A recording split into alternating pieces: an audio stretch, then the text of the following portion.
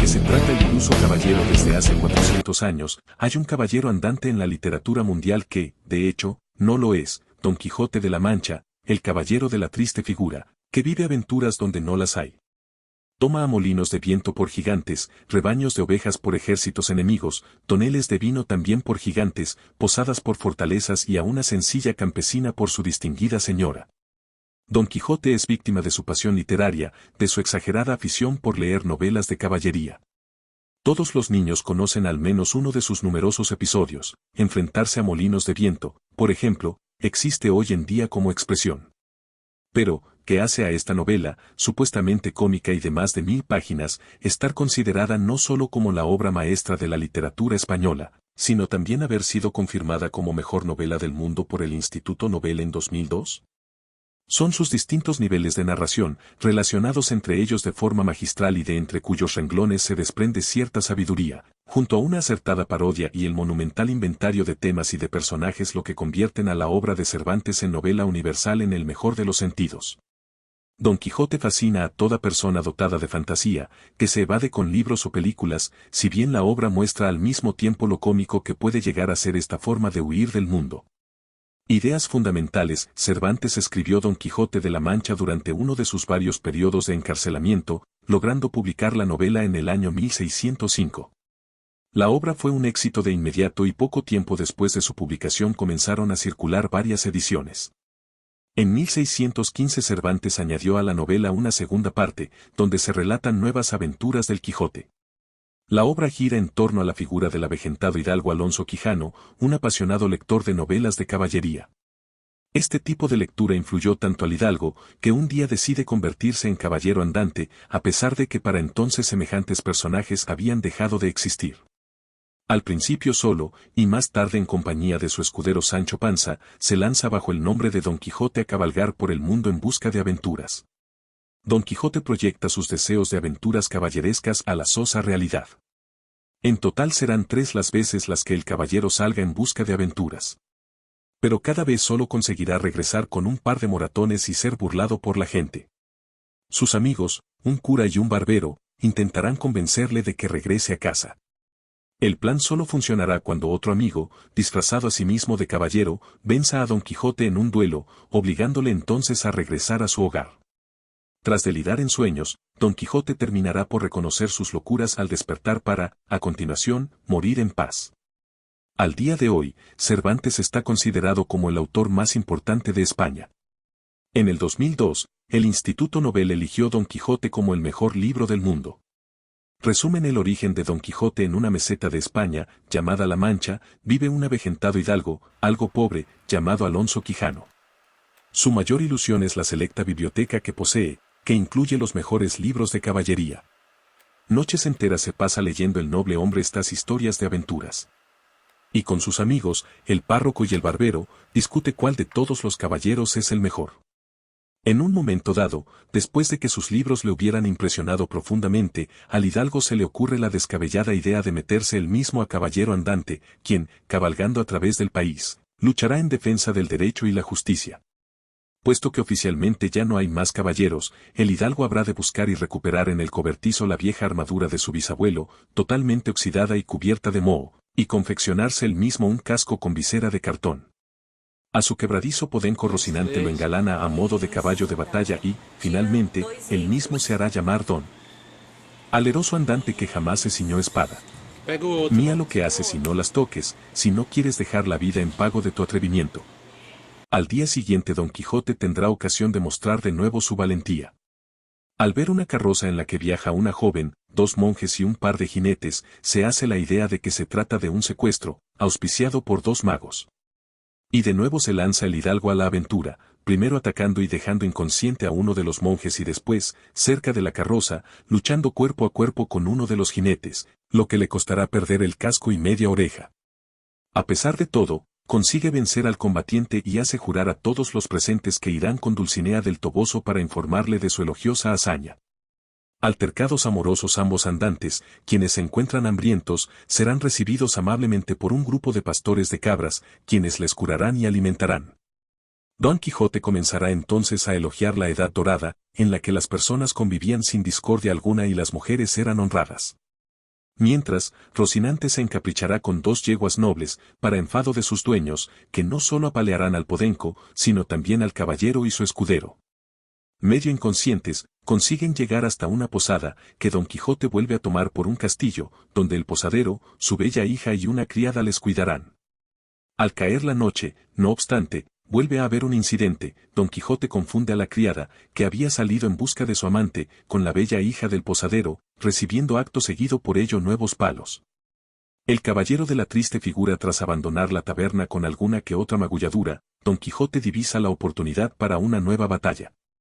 Esta vez, en lugar de ver a las tropas del infiel emperador Alifanfarrón y a las cristianas del rey Pentapolín, lo que Sancho logra reconocer que no son más que rebaños de ovejas y carneros. A continuación, Don Quijote se dará a la batalla, del lado de los carneros cristianos, acuchillando a varias ovejas y resultando ser atacado con hondas por parte de los pastores. Al término de la contienda al caballero le faltarán 7 dientes, por lo que Sancho decidirá llamarle caballero de la triste figura.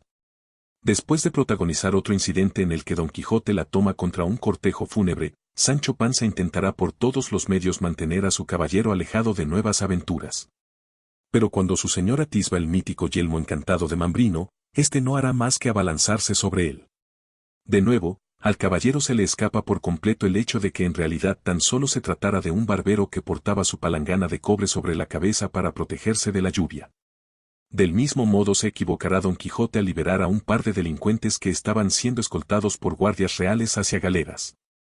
Tras la operación de rescate y como gesto de agradecimiento, los liberados la tomarán a pedradas con el caballero y robarán el asno de Sancho.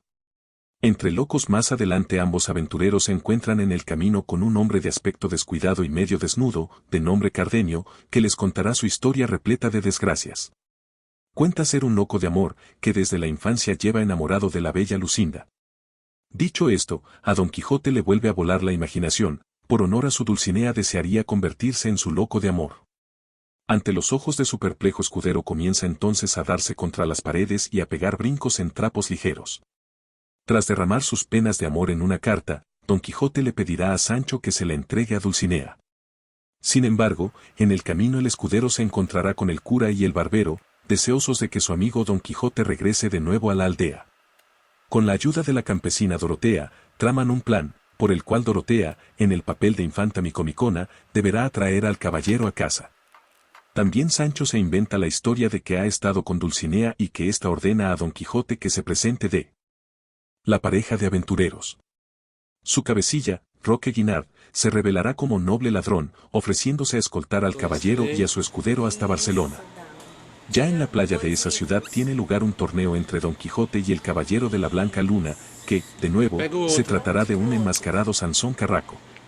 Esta vez, en cambio, Don Quijote es vencido y hecho jurar que habrá de regresar a casa y no salir de allí en un año. De vuelta en el hogar, el caballero padecerá una serie de fiebres delirantes, de las que despertará siendo de nuevo Alonso Quijano.